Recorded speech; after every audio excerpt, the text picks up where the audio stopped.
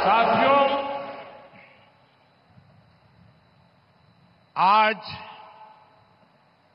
इस कार्यक्रम की चर्चा करने से पहले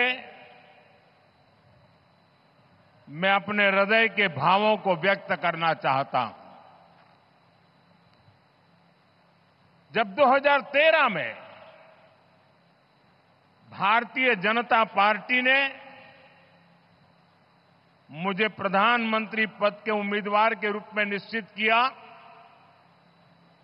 तो मैंने सबसे पहला काम किया था रायगढ़ के किले पर जाकर के छत्रपति शिवाजी महाराज की समाधि के सामने बैठ करके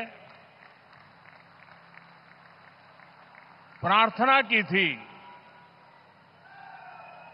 एक भक्त अपने आराध्य देव को जिस प्रकार से प्रार्थना करता है, उसे भक्ति भाव से आशीर्वाद लेकर के मैंने राष्ट्र सेवा की एक नई यात्रा का आरंभ किया था। पिछले दिनों सिंधुदुर्ग में जो हुआ, मेरे लिए,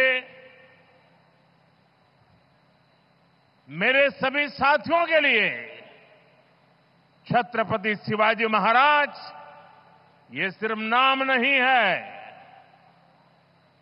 हमारे लिए छत्रपति शिवाजी महाराज ये सिर्फ राजा महाराजा राजपुरुष मात्र नहीं है। हमारे लिए छत्रपति शिवाजी महाराज आराध्य देव है।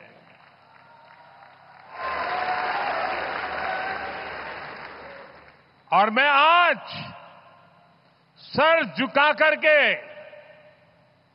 मेरे आराध्य देव छत्रपति शिवाजी महाराज की उनके चरणों में मस्तक रख के माफी मांगता हूं।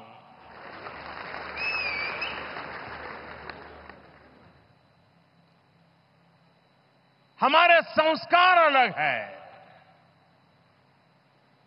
हम वो लोग नहीं हैं जो आए दिन भारत मां के महान सपूत, इसी धरती के लाल वीर सावरकर को अनाप शनाप गालियां देते रहते हैं, अपमानित करते रहते हैं, देशभक्तों की भावनाओं को कुचलते हैं। उसके बावजूद भी वीर सावरकर को गालियां देने के बावजूद भी माफी मांगने को जो तैयार नहीं है,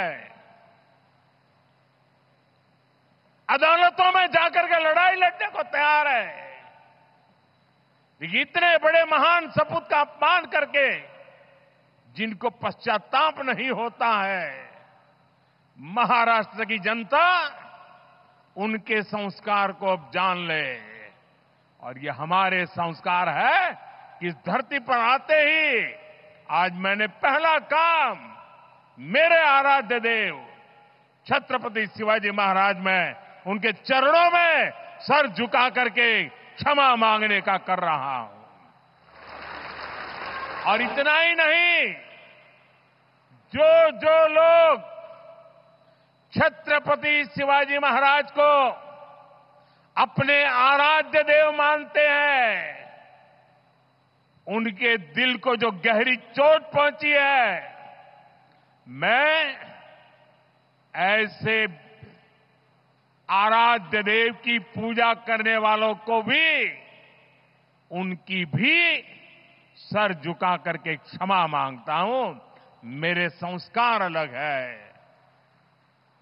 हमारे लिए हमारे आराध्य देव से बड़ा कुछ नहीं हो।